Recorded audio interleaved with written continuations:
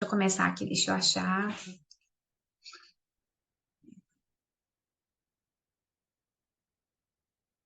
Vocês estão enxergando, gente?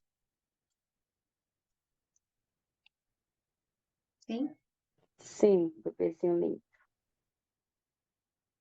Aí. Peraí, deixa eu só começar aqui, apresentar. Bom, gente, boa noite. Meu nome é Elisa, sou mãe de dois moços com autismo X frágil, sou pedagoga, pós-graduada em educação especial e em ABRA para deficiência intelectual e autismo. Essa é a parte 2 de práticas baseadas em evidências. Então, eu vou retomar aqui essa questão da modelagem, que no outro vídeo que eu fiz na primeira parte, eu achei um vídeo, mas depois que eu fui conferir que era um vídeo de modelação e não de modelagem. Então, a modelagem são comportamentos, são aproximações sucessivas que a gente faz para ensinar uma habilidade. E a gente usa o reforço, tá? Então, a gente seleciona um comportamento alvo, que já tem o repertório da criança, por isso que eu peguei até aqui um bebezinho, para a gente entender que isso vai depender. Pode ser de um adolescente, pode ser de um adulto, mas também de um bebê. E a gente escolhe uma habilidade que a criança já possui e a gente tem um comportamento-alvo que a gente quer que aquela criança chegue um objetivo de longo prazo. Dali um ano, ela vai estar fazendo aquele comportamento. A gente pega aquele comportamento e divide em micropassos e começa a reforçar um comportamento que ela já tem e vai fazendo aproximações sucessivas até ela conseguir adquirir aquele comportamento mais complexo.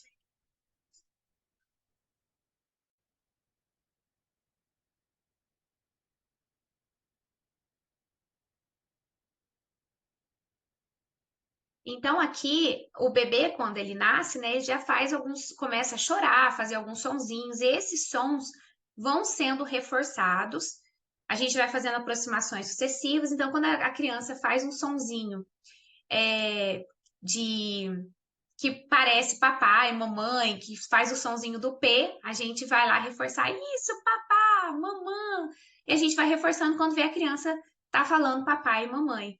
E é isso que é a modelagem. Então, tem muitas coisas. Por exemplo, quando a gente pensa em academia, né? A gente chega na academia, não consegue fazer um exercício, a gente já tem alguns movimentos, né? A gente já tem movimentos, por exemplo, com os braços, com as pernas, e a gente vai ter que modelar, né? O educador físico vai modelar o nosso comportamento através de aproximações sucessivas para a gente ganhar força e até a gente adquirir um comportamento alvo lá, que é pegar, não sei, alguns quilos, ou ter força, ou ter um equilíbrio.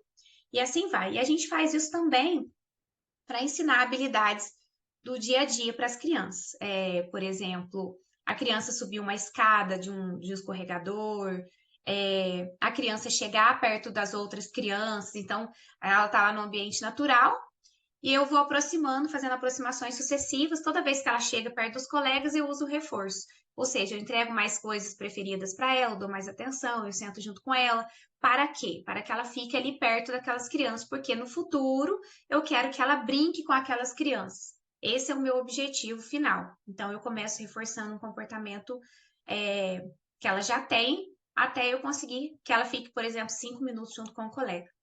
Então, aqui eu coloquei o brincar paralelo. Então, o passo um, por exemplo, reforçar o comportamento da criança e de se aproximar dos colegas. Então, toda vez que ela se aproxima, eu reforço. Ficar próximo aos alunos por 30 segundos. Então, agora eu quero um outro passo.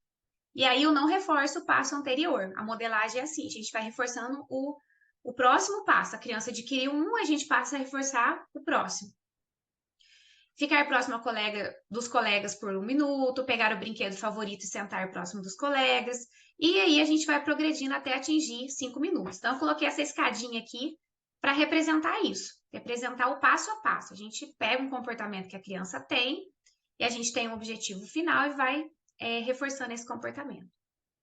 Aí eu coloquei essa daqui também, é muito importante, a gente está falando de escola, né? A intervenção é implementada por pais. E o que que tem a ver? A escola, ela tem que trabalhar junto com a família. Nem sempre isso acontece, porque nem todas as famílias estão engajadas, ou às vezes ao contrário, a família está engajada, a escola não está. Mas quando dá certo e a gente consegue uma escola que está empenhada, os professores e a família também, a clínica, e aí é essa tríade escola, família e a clínica, a gente consegue uma intervenção intensiva em todos os ambientes, né? Então, a gente pensar assim, olha, se eu estou ensinando na escola uma habilidade e esses pais, eles têm interesse, mas eles não conhecem, eles não sabem como fazer, a gente pode também fazer aí uma capacitação, fazer um treino de pais de forma individual ou em grupo, igual a Antônia falou, né, que ela fez uma conversa com os pais, então poderia chamar, ensinar, por exemplo, forma de comunicação, a gente sempre fala de comunicação alternativa, então às vezes as crianças têm uma dificuldade imensa de comunicação, e a escola começa a fazer um trabalho, mas a família não faz, é bem difícil, né, que isso vai dar certo. Ensinar novas maneiras de brincar, variabilidade comportamental, habilidade de autocuidado, envolvimento do filho na comunicação social, interação com outras crianças, para levar no parquinho, fazer essa modelagem que eu acabei de falar. Então, assim, se a gente sabe dessas estratégias, a gente está trabalhando dentro da escola, a gente ensina os pais também para eles darem mais oportunidades em casa de uma forma planejada. Como diminuir comportamentos desafiadores, ensinar um comportamento alternativo. E aí, junto, né, a gente coloca várias estratégias aí e ensina os pais. Intervenção mediada por pares, ela pode ser feita de duas formas. Ela pode ser feita por pares da mesma idade ou por adultos, tá? Então, a gente pode ensinar tudo, né? Então, eu treino o par, no caso, se for da mesma idade, eu pego uma criança e eu tenho um objetivo, vamos supor que eu quero ensinar a criança a construir uma torre junto, eu quero que ela compartilhe o brinquedo, que ela brinque com o mesmo brinquedo. Se ela já tem esses pré-requisitos, tem toda uma questão de avaliação, tudo, né, para decidir quais são os objetivos que a gente vai definir, que é importante para a vida dessa criança nesse momento. Mas aí a gente ensina aquele par para ele e ajudar aquela criança a adquirir. Então, por exemplo, entregar as peças na mão da criança para fazer minha vez, sua vez. E aí um vai reforçando e o adulto ali também mediando, dando dicas, por exemplo, para o par, para a criança que está aprendendo. É maravilhoso, na verdade. Eu, né, vou contar uma experiência em relação ao meu filho que eu fiz essa intervenção mediada por pares, primeiro com adultos e agora com crianças, porque ele tinha muita dificuldade, a gente não deve forçar, então a gente deve sempre respeitar e pensar em formas diferentes de ensinar, que a gente consiga ensinar as crianças é, respeitando, né, tendo assentimento. A criança retira o assentimento, a gente respeita isso. Então, se ela não quer daquela forma, a gente pensa uma outra forma de fazer isso porque senão fica aversivo. Quando a criança pensa que ela tem que fazer uma atividade em grupo, que ela vai fazer algo, ela já se esquiva. Esse daqui são as dicas também, é outra prática baseada em evidência, e a gente usa muito também com assentimento. Tem a dica verbal, gestual, física, e elas são dadas para ajudar a adquirir algumas habilidades. A gente sempre tem que respeitar a questão da aceitação da criança. Se ela não gosta que tenha toque físico, a gente não faz. A gente pensa em diferentes formas, gestual, dar modelo, para a gente conseguir ensinar uma habilidade sem ter que usar dica física, no caso de criança que não gosta. E esse aqui é um videozinho bem legal, eu acho que não vai passar o áudio dele, mas eu acho que dá para ver. Vocês estão ouvindo o áudio?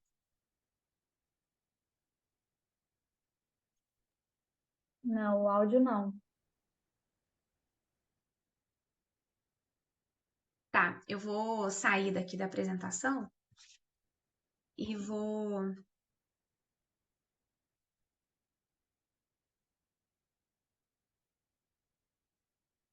O que eu faço para parar de apresentar, gente? Achei. Nossa, eu tô fazendo uma confusão aqui, não vou parar de apresentar. Como que é?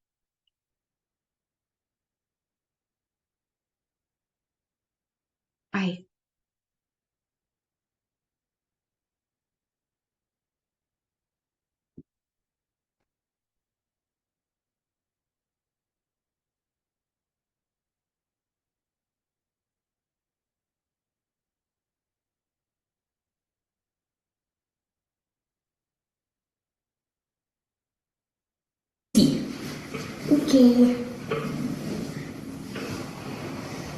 Então, aqui é uma dica física total. Ela tá pegando na mão dele. Good job. Try again. Agora, ela já passou para parcial. Então, ela dá um toque mais leve. Wow.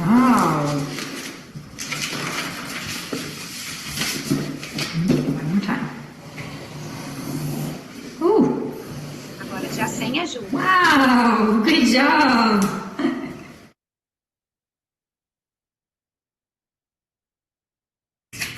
Wednesday, Thursday, Friday, Saturday, Sunday. Perfect. Esse daqui, ele tá usando uma pista visual, uma dica visual, na verdade. Monday, Tuesday, Wednesday, Thursday, Friday. Esse daqui, ó, é de alimentação.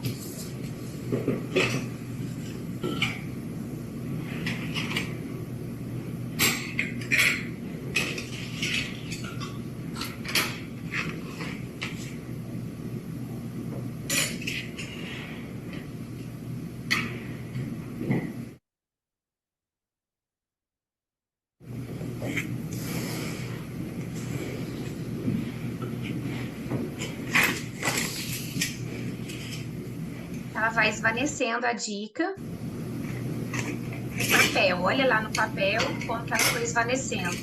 Ela foi diminuindo, foi clareando.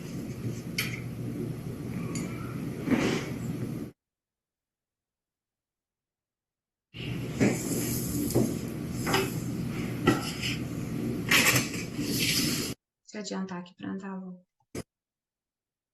Até no final, que ela vai conseguir fazer sozinha. Olha lá, sem prompt. Isso seria itens ausentes, né? Oi? É um treino de itens ausentes. Sim.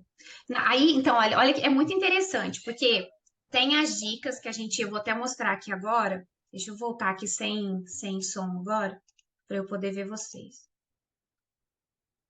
Então, quer ver? Deixa eu só diminuir aqui. Gente, eu apanho aqui nesse zoom. Beleza. Ó, aí aqui tem a hierarquia de dicas. Então, tem ajuda física total, parcial. Essa é a maior, né? Que a gente pega na mão da criança e ajuda a fazer.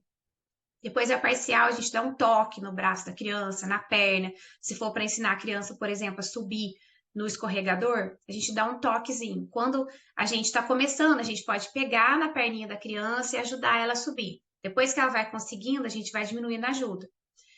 Nesse caso, a gente não usaria modelo. Então, por exemplo, uma criança que não gosta de ajuda física total, a gente não usa. A gente pode dar um modelo, a gente pode dar ajuda gestual, verbal total, gestual, atraso e as dicas naturais no ambiente. Então, a gente vai esvanecendo, o que a gente chama, esvanecendo as dicas.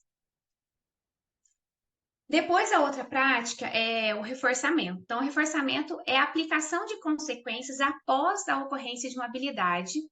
Então, acontece uma resposta, a gente coloca uma consequência que vai aumentar a probabilidade desse comportamento ocorrer no futuro. Esse reforçamento, ele inclui o reforço positivo, o negativo, sem usar punição, tá? Porque, assim, o reforço negativo, a criança pede para retirar algo, mas a gente não faz isso colocando uma punição para ela poder fazer esse pedido, né? Tem algumas coisas que acontecem que, às vezes, de forma natural na vida acontece, mas no planejamento a gente não usa. Reforço não contingente, que eu vou explicar, e economia de fichas. É utilizada com outras práticas baseadas em evidência, incluindo dicas, ensino por tentativas discretas, treino de comunicação funcional, intervenção naturalística. Então, na verdade, o reforçamento ele é utilizado com muitas estratégias, ou seja, em todas praticamente. Eu trouxe aqui um modelo, um exemplo de reforçamento não contingente e treino de mando. Então, tinha uma criança que ele emitia muito comportamento problema, interferente, vamos falar assim, para fuga das atividades. Então, eles implementaram um reforço que a cada 3 minutos eles ofereciam atenção para a criança. comestíveis e atenção ao estudante, fazendo com que o comportamento autolesivo diminuísse de forma expressiva. Então, esse aluno, ele tinha comportamentos interferentes para fugir das atividades. O que eles usaram de estratégia? Pegaram um reforço não contingente, ou seja, não tinha motivo nenhum. A cada 3 minutos, eles iam lá e dava atenção, dava comestível, e esses comportamentos diminuíram. Outra forma aqui, eu trouxe alguns exemplos, é o reforço positivo, negativo, contínuo e o intermitente, que a gente pode usar a economia de fichas. Então, eu já falei sobre a prática baseada no antecedente, que a gente usa várias estratégias, e também tem a que a gente age nas consequências, que a gente vai adicionar um estímulo que vai aumentar a probabilidade desse aluno emitir esse comportamento no futuro. Então, o reforço positivo, a gente acrescenta um estímulo após a resposta do aluno. Então, o aluno tem uma resposta, eu acrescento um estímulo que vai aumentar a probabilidade desse comportamento ocorrer no futuro. Aqui eu coloquei o mesmo exemplo, gente, porque é interessante a gente pensar assim, a criança pode pedir, tá? Então, ela tem um estímulo no ambiente, lá o balanço, que é uma operação motivadora, e ela quer brincar, ela pede para brincar, eu tenho como consequência elogiar e colocar ela no escorregador, no balanço. Aumenta a chance dela me pedir para sentar no balanço, para eu balançar ela. E aí vai indo, ela cansa desse brinquedo, por exemplo. Ela não quer mais brincar com ele. Então, o que ela vai fazer? Ela vai pedir para descer. Então, é retirada de um estímulo após a resposta. Então, ela faz um pedido, ela tem uma resposta de me pedir para sair do escorregador, porque ela cansou, porque ela quer ir em outro brinquedo. E eu reforço retirando ela do escorregador. Então, eu aumento o comportamento dela de ocorrer no futuro, de pedir para sair de um ambiente, para tirar uma atividade. Então, a criança está cansada, ela fala, eu quero um tempo, eu preciso sair. Então, se eu reforço esse comportamento adequado de pedir para sair, eu aumento a chance dela pedir para sair de forma adequada. Se eu não reforço esse comportamento, pode aparecer outros comportamentos que, na verdade, ela vai ter acesso àquilo que ela quer, mas de forma ruim para a vida dela, né? Ela tem que ter um esforço muito grande para fazer isso. O reforço contínuo já é um esquema de reforçamento, tá? A gente, quando começa a ensinar uma habilidade, a gente apresenta o reforço após todas as respostas. Então, eu apresento um estímulo, dou uma demanda para a criança, peço para ela fazer algo, ela emite aquilo que eu pedi, e aí eu dou uma consequência, um reforço contínuo. Elogio, um brinquedo preferido, uma brincadeira preferida, N coisas, né? Que ela gosta, tem que fazer uma avaliação de preferência. Já a economia de fichas, quando economia de fichas ou o esquema de reforçamento que a gente for utilizar usando fichas ou não, a gente vai fazer um reforço intermitente, ou seja, não vai ser todas as vezes que eu vou reforçar esse comportamento. Então, na vida, esse é o reforço mais natural. Por quê? Porque na vida a gente não tem reforço após todas as respostas que a gente tem. Nem sempre que eu ligo para alguém, a pessoa vai atender. Nem sempre que eu quero algo, a pessoa vai me dar. Então, nem sempre dá certo. Então, ela vai ter reforço intermitente. Tem reforço intermitente por intervalo, por um tempo fixo ou variável. Um exemplo. Quando estava na pandemia, o Lucas estava aprendendo a ficar sentado, acompanhar a aula online. Então, eu coloquei um tempo fixo, eu colocava um temporizador, e a cada período de 2 minutos sentado, fazendo atividade engajado, eu entregava uma ficha para ele.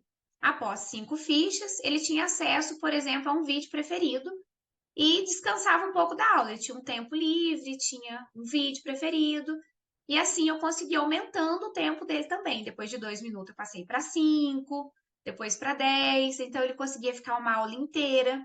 Quando terminava a aula, ele assistia o vídeo preferido.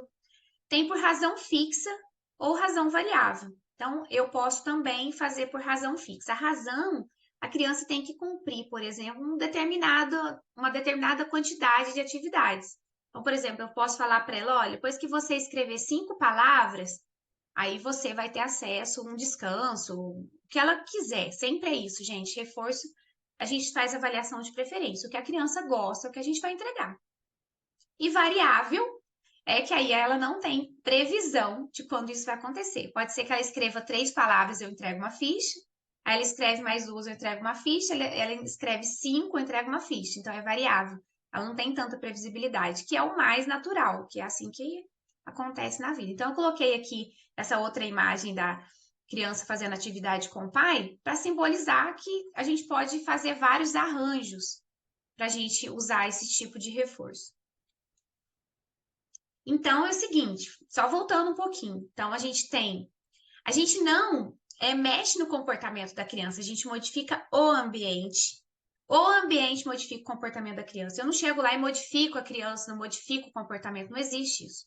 A gente modifica o antecedente e a gente modifica a consequência. O que ocorre antes do comportamento e o que ocorre após a resposta da criança. Melhor falar a resposta. Aqui eu trouxe um exemplo de reforço contínuo. Então, eu vou ter que parar aqui de novo, voltar lá, para poder fazer a apresentação com um sonzinho. Agora eu fiquei boa. Tem aqui a parte. Is your child having a difficult time like because the reinforcement at the end is worth it? Why might reinforcement be helpful? Reinforcement is helpful for everyone, both children. Gente, eu não marquei o minuto. Like changing into play clothes when he Era para fazer, que era para colocar, acho que é esse daqui que ela reforça toda. child has completed the task or activity you identified, immediately provide them with the reinforcer to help them understand. Mom provided more praise and immediately let him have access Então, to the aqui já tá reinforcer. fazendo vários para receber o Look, reforço. you're all of your penguins now. That was a great job. Thank you. Completing those tasks and helped him get started in order to set him up for success. Okay, we're gonna do write your name, and then you can play with your penguin for a minute. Just give me that. Okay, write your name first. She also helped him throughout the tasks by breaking down what he was doing using Gente, eu não sei onde que tá a parte que eu escolhi, finalmente. Vamos falar. Por exemplo, a criança emitiu uma resposta de escrever uma letra, por exemplo. Eu vou escolher lá que eu quero que a criança escreva uma letra. Eu comecei assim com meu filho. Ele tinha muita esquiva de atividade. A gente não deve forçar, a gente deve motivar, facilitar, dar ajuda. Então, no antecedente, eu colocava o estímulo, eu pedia para ele, olha, vamos escrever a letra tal. Aí eu ajudava pegando na mão dele, e ele escrevia e tinha acesso ao reforçador, tempo livre, vídeo preferido. Ele gostava muito que eu desenhasse para ele também. Então, eu desenhava carrinho da Hot Wheels, McQueen, N coisas. Então, o que que acontece? Depois que ele começou a ficar fluente, fazia rapidinho aquela letra, aí eu passei que ele escrevesse uma sílaba. E aí depois uma palavra. E aí depois, então assim, a cada coisa que ele fazia, ele recebia, eu ia aumentando a demanda, mas a cada resposta que ele dava, eu dava um reforçador para ele. Depois que ele já tinha diminuído essa esquiva, aí eu comecei a dar mais demandas e menos reforço. Aí a gente entra com esse esquema de reforço intermitente, de razão fixa, de tempo.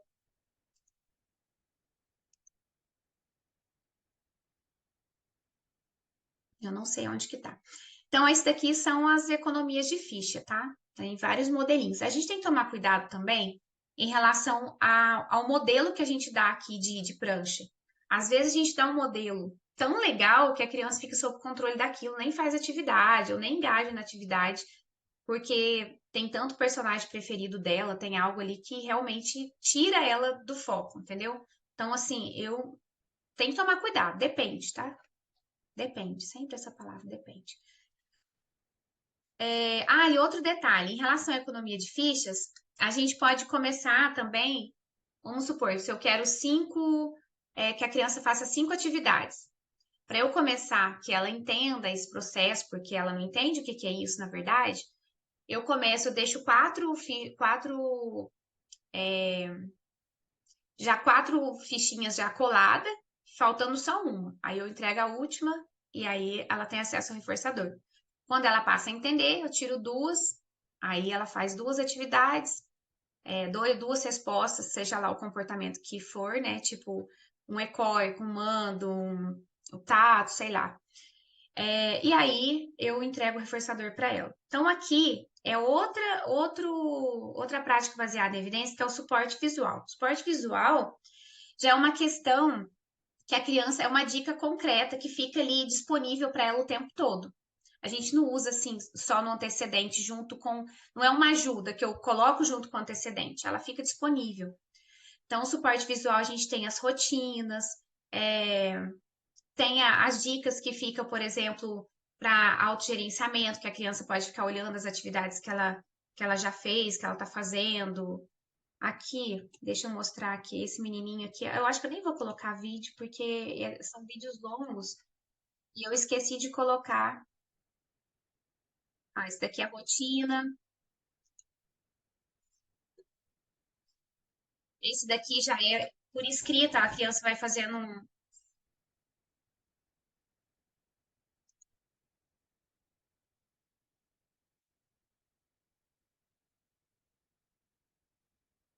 Então, eles vão sempre apresentando o suporte visual. E aí, gente, a gente vai montando pacotes, né, de intervenções. Aqui, olha que legal esse daqui, ó. Eles trouxeram o que acontece antes e depois, né, que é um modelinho de rotina mais simples também para criança que tem dificuldade de discriminação visual. Aqui eles trouxeram também um nível de suporte, né, uma hierarquia de suporte visual, que a gente pode começar com objeto 3D, miniatura, foto, foto preto e branco, e N coisas, que eu nem sei ler o resto aqui, que é de um concreto para o mais abstrato. Aqui, olha, presta atenção nessa atividade aqui. Ela colocou uma cor mais clara no fundo, que serve como uma pista visual, que aí a gente tem a questão da independência. Quanto mais a criança fizer, mais o aluno fizer, sem a nossa interferência, melhor. Então, usar dicas intra-estímulo, dentro do estímulo, ajuda muito. Então, essas pistas visuais, quando a criança vai fazer pareamento, a gente coloca um pareamento também, onde tem ali um pareamento com cor, que a criança tem que ligar um conceito, por exemplo, parear um conceito. A gente pode colocar um fundo que é da mesma cor. Eu fiz muito isso para o Lucas quando ele tinha que aprender atividades de ciência, geografia.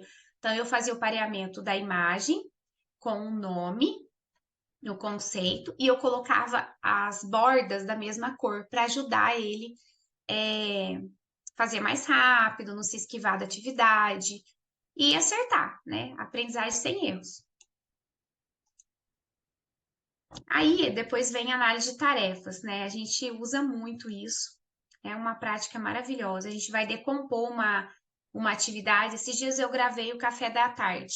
Então, por exemplo, a gente fala, a criança não consegue arrumar o café da tarde, a criança não consegue vestir roupa. Gente, são muitas habilidades, são muitos comportamentos para uma determinada habilidade.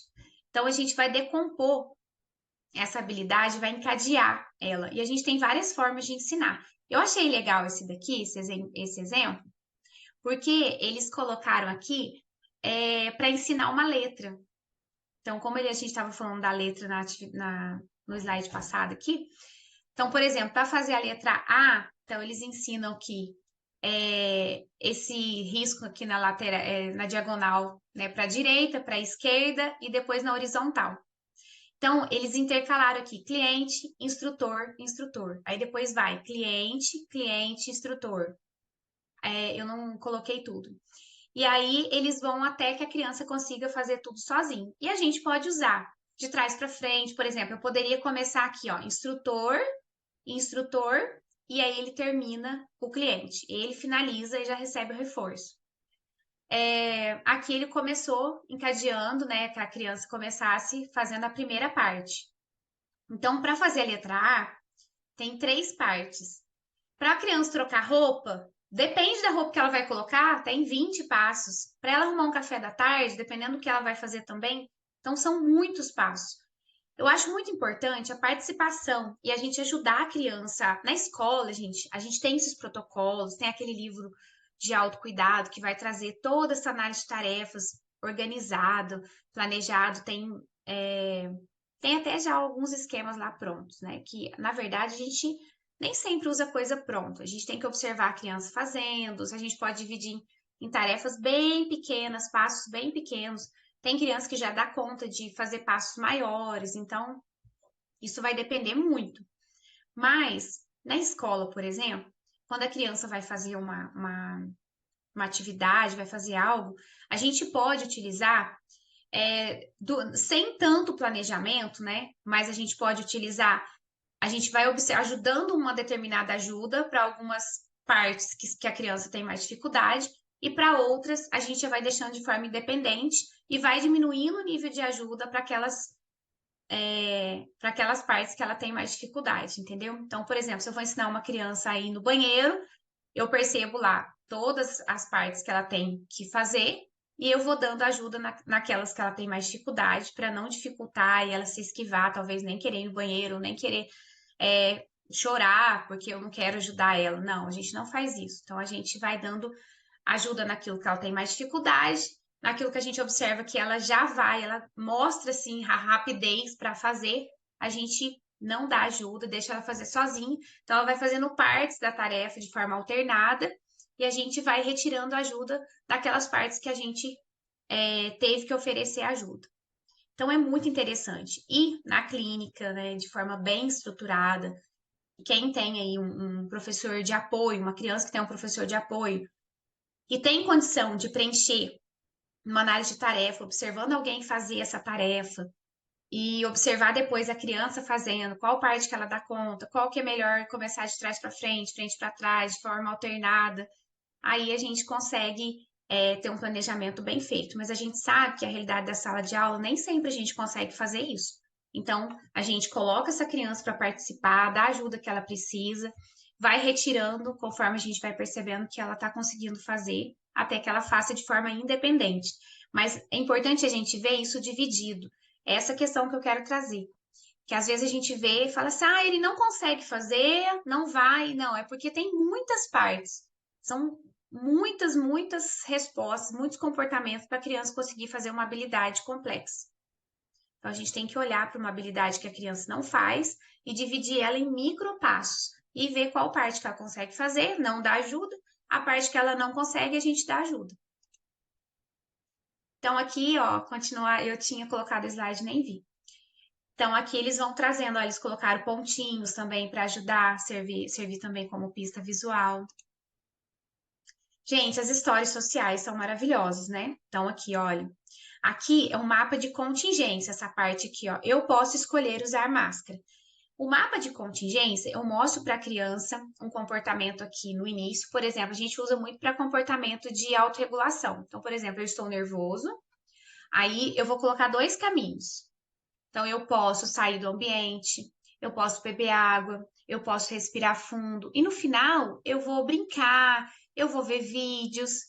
E aí embaixo já é aquela parte que a criança não conseguiu se autorregular. Então, por exemplo, se eu não conseguir se autorregular, eu vou ficar nervoso, eu vou ter dor de cabeça, eu não vou conseguir brincar com os meus colegas. E a gente coloca essa. E o que que a gente faz? A gente ensina o comportamento adequado. E a gente vai mostrando para a criança passo a passo. Uma coisa muito importante que até o Diego fala muito sobre isso, é que história social não pode ser apenas uma narração, que a gente conta como se fosse uma historinha só. A gente conta a história e depois a gente faz com a criança o passo a passo. Então, do jeito que eu falei sobre a análise de tarefas, quando a gente vai falar de uma história social, a gente vai falar do ambiente novo que a criança vai frequentar, um procedimento de saúde que ela tem que passar, por algo que ela vai acontecer na escola, por exemplo, uma apresentação, que vai ter algo que é novo, que não acontece, então eu trago como previsibilidade. E eu posso fazer com a criança o passo a passo, para que ela entenda como que vai acontecer tudo, qual que é o comportamento esperado dela, porque muitas vezes as crianças também apresentam comportamentos interferentes, porque ela não sabe, por exemplo, às vezes eu chego uma pessoa e falo assim, nossa, que linda a sua roupa, você está lindo. Em vez da criança falar obrigado, ela fica desesperada, porque ela não sabe o que fazer. Então, eu posso fazer, por exemplo, uma história social de como dizer obrigado quando eu recebo um elogio. E aí, depois eu faço isso junto com a criança. Eu posso fazer uma história social de quando eu chego na sala de aula, por exemplo, Tem criança que tem dificuldade com essa transição de ambiente, de cumprimentar, de sentar na carteira, tirar os materiais, tudo. Então, eu faço uma análise de tarefas, uso a história social, aí eu faço isso, o passo a passo com a criança, num momento que está mais tranquilo, que não tem alunos, por exemplo, na hora do recreio, os alunos estão lá no pátio, e eu preciso ensinar uma habilidade. Se a gente tem um professor de apoio ou um professor da sala de recursos, eu posso ir lá na sala, já apresentei, por exemplo, essa narrativa para a criança, eu já mostrei para ela o passo a passo, e agora a gente vai executar na prática, de uma forma bem tranquila, entendeu? E aí depois a gente ajuda ela no momento natural, que é a hora que tem várias crianças, que tem demandas dentro da sala, a professora está falando, está fazendo pedidos para os alunos, e a gente ainda está ensinando uma habilidade. Então, tem muitas questões que a gente tem que analisar. Às vezes a criança não faz porque tem muitos estímulos. Se a gente mudar esse ambiente e ensinar num momento mais tranquilo, e aí depois sim ensinar num ambiente natural. Então, eu coloquei aqui 2 Instagram maravilhosos que sempre trazem esses materiais. Gente, atraso de tempo. O atraso de tempo, até coloquei aqui, é uma prática usada para diminuir sistematicamente o uso de dicas durante as atividades de ensino. Com este procedimento, é fornecido um breve atraso entre a instrução e a ajuda. Então, por exemplo, no antecedente, a gente oferece, por exemplo, a instrução e a ajuda. Conforme a criança vai adquirindo, a gente percebe que ela já está entendendo o que é para ser feito, ela já fica sob controle da instrução. Tem várias questões, né? A criança olha, ela já olha para o que é para ela fazer. Aí eu começo a retirar essa ajuda. Eu começo, por exemplo, a atrasar 1 segundo, 2 segundos, 3 segundos, até que essa criança apresente uma resposta independente. Então, o atraso de tempo é maravilhoso, porque a gente tem que tomar muito cuidado para a gente não deixar as crianças dependentes de dicas. Então, a gente vai dar dica. A criança apresenta comportamento interferente para aprender. Ela não quer, ela se esquiva de todas as tarefas. Então, a gente vai lá, age no antecedente, prepara atividades, faz uma adaptação da atividade. A gente dá dica junto, dá ajuda, né? Dá ajuda. E aí, a criança vai ficando extremamente dependente daquele professor de apoio. Ou da família também. E aí, o que acontece? A gente tem que pensar que tudo isso tem que sair da vida dela, tem que fazer de forma independente. Então, como que a gente vai fazendo isso? A gente vai esvanecendo, né? De acordo com aquela pirâmide, a gente começa com uma ajuda física total, parcial. E uma coisa que a gente pode usar também é esse atraso de tempo. Então, a gente atrasa para dar a dica e às vezes ela vai e responde. E a gente reforça muito. Bom, gente, intervenção mediada por música, a gente usa a música como um recurso essencial. Então, a gente pode utilizar para ensinar a cumprimentar através da música. A gente pode ensinar a criança a entonação melódica, ritmo. A gente pode ensinar contato visual. Se a criança gosta de música, a gente canta junto com a criança. A gente para de cantar, ela olha. Então, a gente ganha o contato visual de forma natural, sem ficar pedindo para a criança olhar. Isso, a gente está trabalhando motivação social. A música ela é maravilhosa.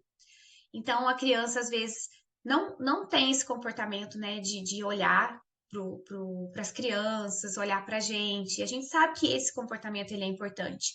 Só que ele é aversivo de ser ensinado. A gente ficar pedindo para a criança olhar para a gente, né? Então, isso tem que acontecer de forma natural, por motivação social. Ela tem que gostar de olhar para as pessoas. E aí a música ela é excelente para isso. Então, até no livro do Selmo, que eu tirei esses textos, viu, gente? Ele dá um exemplo, né? Ele tira de um artigo que eles ensinaram uma criança a cumprimentar utilizando a música. E a intervenção mediada por música, a gente pode utilizar também, ensinar vários movimentos para a criança. Então, a gente define o objetivo, segue a operação motivadora. Muitas habilidades, eu coloquei que estou repetindo, né? Podem ser ensinadas, inclusive cumprimentar, brincar perto, dar a mão, muitas coisas.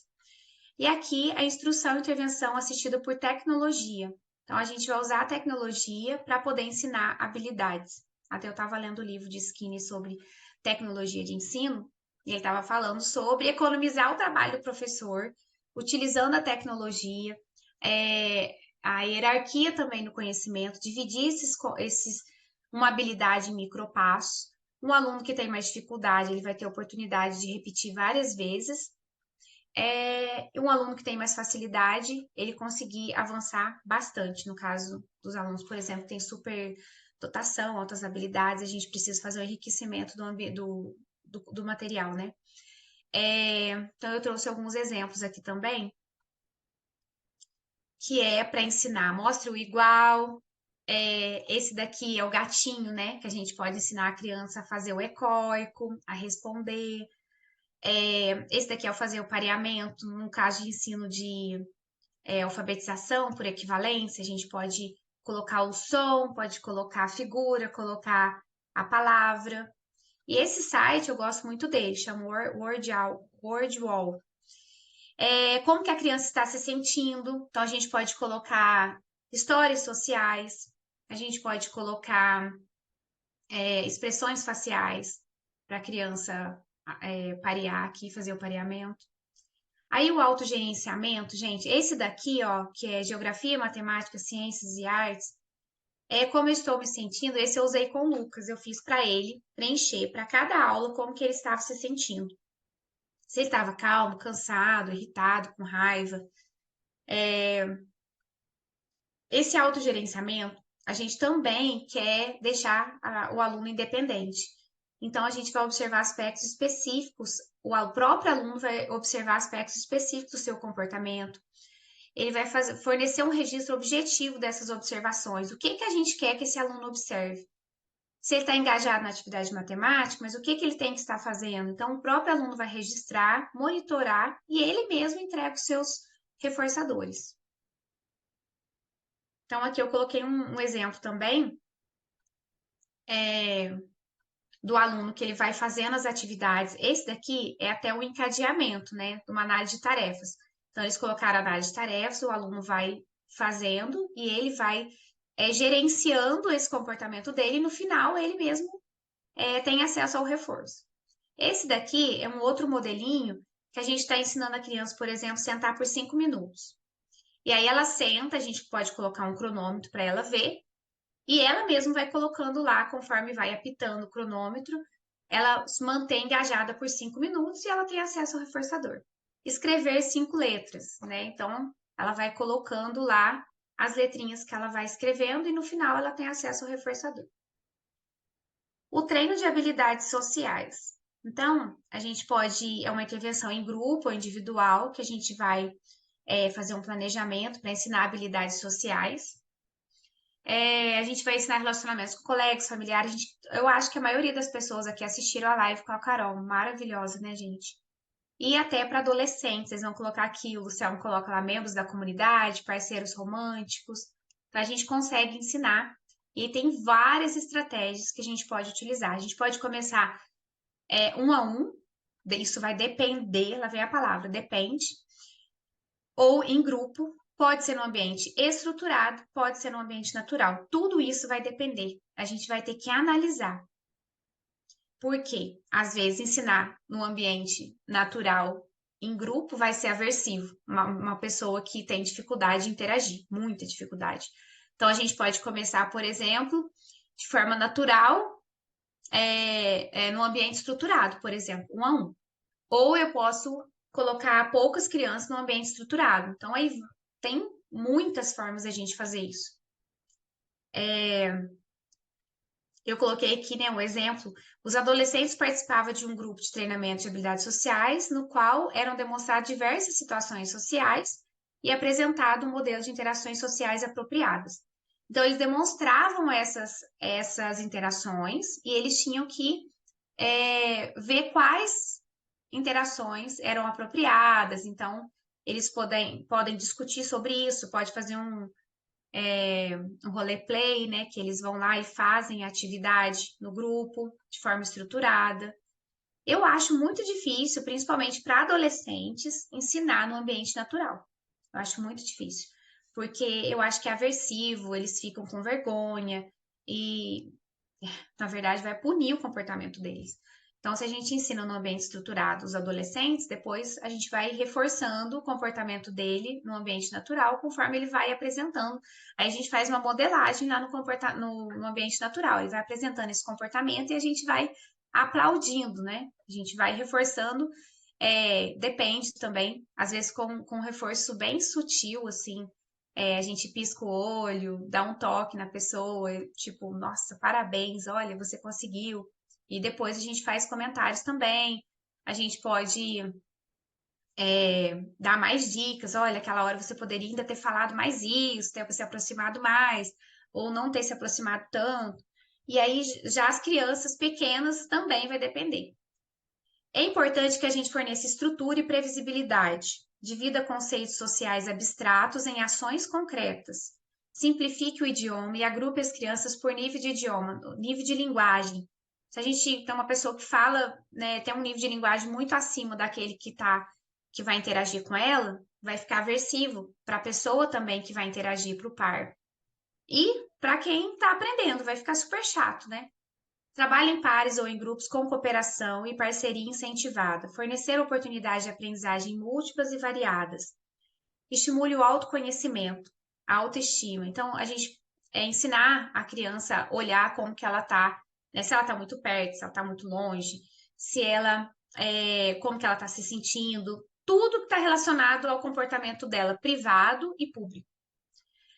Fornecer oportunidades de prática para que as habilidades sejam usadas além do grupo e ambientes da vida real. Então, mesmo que a gente comece ensinando um ambiente mais estruturado, a gente tem que chegar no ambiente natural, que ele faça isso no ambiente natural. E na escola, gente, é um ambiente riquíssimo, mas a gente tem que tomar cuidado para não ser aversivo. Eu quero ensinar uma habilidade para um adolescente, vou ter que pensar, tem que conversar com ele, qual forma, o que ele gostaria. Ele gostaria de conversar? Gostaria só de ouvir os colegas? Como que ele gostaria de começar isso? Para crianças pequenas, a gente pode usar a modelagem, porque às vezes por modelo não vai, mas por modelagem a gente consegue. A gente pega os reforçadores dela e coloca lá no meio do grupo e ela vai se aproximando e a gente vai reforçando 30 segundos, 1 minuto, 2 minutos. Depois que ela está gostando de ficar ali, tem uma motivação social, aí a gente começa a pedir uma participação dela, né? No jogo, minha vez, sua vez, e N coisas. Aqui, gente, tem um treino de habilidades sociais muito legal, mas esse vídeo é muito longo. Eu não lembro, eu acho que eu não coloquei 1 minuto aqui. Essa moça, ela ensina a menina como que ela vai iniciar a brincadeira. Então, ela ensina ela fazer com dicas visuais, ela escreve no papel as frases que ela tem que fazer. Então, ela tem que ter uma habilidade de leitura, aí a menina lê. Oi, tudo bem? Ela vai apresentando as fichas e é bem rapidinho, igual aqueles vídeos do Instagram, né? Que as pessoas vão apresentando, a gente vai lendo, elas vão tirando. Oi, posso brincar? Do que vocês estão brincando? Então, ela dá a leitura e aí depois ela vai com a menina para a roda, né? Com os colegas, e ela apresenta aquelas fichas para a menina ir lendo e falando com os colegas. E aí depois ela vai retirando aquelas fichas e a menina começa a fazer de forma individual, independente, tá? Então, assim, a gente vai ter... Esse aqui, gente, é um modelinho. A gente pode usar a videomodelação também. Aqui eles ensinam a criança a agradecer, então ela ganha um presente. E aí, deixa eu ver se esse daqui é curto. Não é, não. É longo também.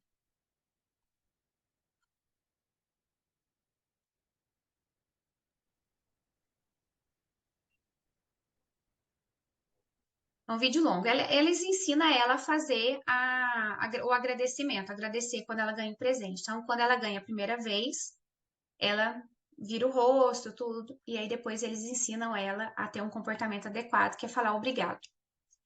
Nesse daqui é um de cumprimento, então eles fazem um treino para cumprimentar. Tem um que é de manter uma conversa, eles fazem uma troca de turno de conversa, de duas conversas. Então eles cumprimentam, perguntam, e aí, o que você fez no final de semana?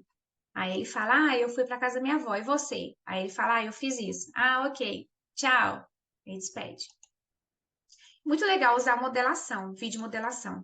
Modelação também, vídeo modelação, a gente apresenta um vídeo, modelação a gente apresenta modelo. Gente, esse é muito legal também, interrupção e redirecionamento de resposta. Envolve a introdução de uma dica ou comentário quando ocorre um comportamento-alvo projetado para desviar a atenção do aluno do comportamento-alvo. É usado para abordar comportamentos repetitivos, estereotipados ou autolesivos. É meio que tipo distrair a pessoa, sabe? Então, aqui o Luciano coloca lá no livro um exemplo de um aluno que se engajava frequentemente em estereotipias vocais, prejudicando o seu desenvolvimento social, escolar, social, acadêmico, né? E o procedimento aconteceu da seguinte forma: quando ele fazia isso, uma pessoa tocava no ombro dele, e quando ele olhava, a pessoa fazia uma pergunta bem simples, que ele já sabia responder, e se ele respondesse, é lógico, adequadamente, ele recebia um elogio. Então, ele já fazia uma pergunta que a gente tinha certeza, eles tinham certeza que a resposta ia ser certa, eles davam um reforço, elogiava, e quebrava aquela estereotipia muito contínua, muito intensa desse aluno que atrapalhava a vida dele. Tem uma polêmica muito grande em relação à estereotipia, porque a estereotipia ela é usada muito para comunicação, ela é usada para autorregulação, quando a pessoa está muito feliz, quando está muito nervosa. Eles usam a estereotipia para comunicar algo também, para se acalmar. Mas, por isso que é importante fazer uma análise funcional, para entender essa função, ver se esse aluno está pedindo algo, se ele não está querendo se esquivar de algo, se não tem algo que está incomodando. Mas se não for nada disso, é só mesmo a estereotipia, ela está realmente interferindo, atrapalhando, aí sim a gente faz um procedimento de redirecionamento. E aí tem muitas coisas que a gente pode utilizar isso. E aí, gente, agora se vocês quiserem abrir o áudio e falar um pouquinho, eu coloquei aqui alguns casos fictícios. Então, por exemplo, se a gente tem um aluno da educação infantil, no berçário, tem muito interesse restrito, só brinca com rodinha de carrinho, muitas estereotipias motoras. Então, por exemplo, ele anda na ponta do pé, fica girando em torno de si, não olha para a educadora quando é chamado, né? Que é um clássico. Gosta de objetos macios, fica sempre com algumas coisas assim sensoriais. Como que a gente poderia pensar, né, em estratégias, práticas baseadas em evidências para a gente utilizar com esse bebê? Já no aluno, por exemplo, que está no ensino fundamental, mas sem habilidades básicas. Então, por exemplo, ele gosta de quebra-cabeça, ele fala palavras com ecolalia tardia, ele tem estereotipias motoras como girar e pular, não segue instruções, não se atenta ao ambiente, não compartilha atenção. Ele está lá no ensino fundamental, mas ele não tem as habilidades de aluno.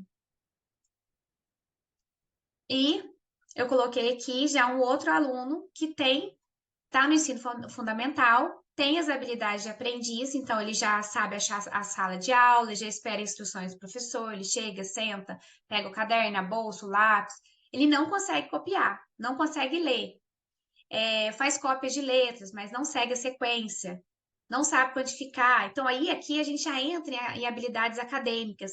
Então, pensa que para cada aluno, a gente pode pegar essas práticas e adaptar para a habilidade que a gente quer ensinar. E essas práticas, elas podem ser adaptadas para muitos tipos de ensino, e a gente faz pacotes, né, de ensino. Mas é isso, gente. Se vocês quiserem falar, eu vou contar um pouquinho aqui sobre um bebê, enquanto vocês abrem o áudio aí, se tiver alguma pergunta. Por exemplo, eu tinha um bebê que ele tinha esses comportamentos, certo? E eu comecei, através da música, eu descobri que ele não gostava de toque, não gostava de olhar pra gente. Ele só girava em torno de si e rodas, entendeu? E eu comecei, através da música, comecei, né, a sondar quais eram as preferências dele. E tem uma questão muito importante, que às vezes a criança não tem reforçador. Às vezes é só autoestimulação. Ela não tem interesse pelo ambiente, não tem interesse por brinquedos, não tem interesse social por outras pessoas, por outras crianças. E como que a gente vai ensinar comportamento para ela se ela fica direto numa autoestimulação? Então, eu comecei, através da música, a cantar sem exigir nada da criança. E aí, aos poucos, quando eu parava de cantar, a criança olhava, e aí eu continuava cantando, ela começou a gostar. eu mantinha, sempre ficava uma distância, né, da criança para não incomodar. E aos poucos a criança começou a se aproximar, querer sentar no meu colo, começou a fazer contato visual. Aí, nesse sentido, eu comecei a utilizar rotinas sensórios sociais, que aí a gente já conseguia brincar com a criança, fazer cócega, dar beijo, fazer carinho, fazer várias atividades sensoriais, né? E aí eu consegui engajar essa criança, que ela começou a gostar muito, muito de mim. E aí ela começou a imitar os modelos que eu apresentava para ela. Então, por exemplo, depois que eu comecei a ser reforçadora para ela, eu comecei a utilizar a modelagem. Então, todo comportamento que ela tinha, que eu achava que era importante dentro do repertório dela, como pegar um brinquedo novo, como olhar para o colega, como dançar, olhar para mim quando eu estava dando modelo para alguma coisa. Eu reforçava muito o comportamento dela com a música preferida. Aí ela gostava que eu pegasse ela no colo, então eu pegava. E aí eu comecei a selecionar dentro do próprio comportamento dela e aumentar esse comportamento que era raríssimo. E hoje, né, essa criança tá mais velha, mas eu ainda acompanho. Ela consegue nomear as coisas, ela tá com uma imitação generalizada, ela tá brincando, né? Tá encaixando brinquedos, tá brincando com os brinquedos, dando função simbólica. Então, assim, foi um processo assim muito bonito, maravilhoso. Ela tá cantando, tá fazendo pedidos, maravilhoso, maravilhoso. Então, assim, eu utilizei muitas estratégias. E a gente tem que pensar, né, nessas estratégias, olhar para o aluno e pensar o que eu posso utilizar dentro da sala de aula, que a gente sabe que a realidade da sala de aula nem sempre é fácil, nem todos os alunos com autismo têm um auxiliar, têm um professor de apoio, mas o que o professor pode fazer? Colocar dicas entre estímulo dentro da atividade, planejar essa atividade. Deixa eu parar de compartilhar aqui. E só para colocar, viu, gente? É esse livro aqui, ó. Eu tirei os textos de lá para facilitar a escrita. E a Mônica, adorei os exemplos. Agora que eu tô olhando aqui, deixa eu ver se tem alguma coisa aqui. Então, e aí, gente, vocês querem colocar alguma coisa que vocês já usam, que deu certo, quer comentar alguma coisa, tem alguma dúvida?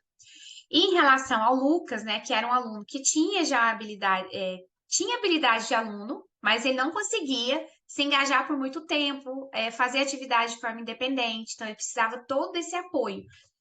Ele ficava até sentado, mas ele não fazia atividade, entendeu? E eu gostaria que ele ficasse sentado fazendo atividade. Então, foi um trabalho que eu utilizei reforço contínuo, eu fiz adaptação de atividade, então eu adaptei a atividade, as instruções, isso no antecedente. Na consequência, eu fiz reforço contínuo. Várias atividades a gente usa no dia a dia, por exemplo, eu trabalho encadeamento de resposta, análise de tarefas, eu uso muito vídeo modelação, muita modelação do modelo para ele de como se comportar, muita modelagem. Então, dentro do comportamento dele no dia a dia, eu vou modelando, vou pegando habilidades que ele apresenta, mas que não está no repertório dele contínuo, ou seja, isso não acontece com frequência. E eu passo a reforçar esse comportamento, igual eu fiz com o bebê, passo a reforçar esse comportamento para aumentar esse comportamento no repertório dele, e depois eu vou modelando e aperfeiçoando esse comportamento, seja habilidades sociais, seja comunicação, seja acadêmica, de autocuidado, N coisas. Gente, o que eu sou apaixonada é que análise de comportamento a gente consegue ensinar. O Diego fica bravo porque ele fala assim, a gente não consegue ensinar tudo, a gente consegue ensinar a criança a aprender. Essa que é a grande questão, a gente ensinar eles a serem independentes. Principalmente a imitação, segmento de instruções, né? Que a gente não precise ficar o tempo todo mediando tudo. Mas dá para a gente pegar essas estratégias e utilizar na sala de aula, em casa, ensinar paz e tudo mais.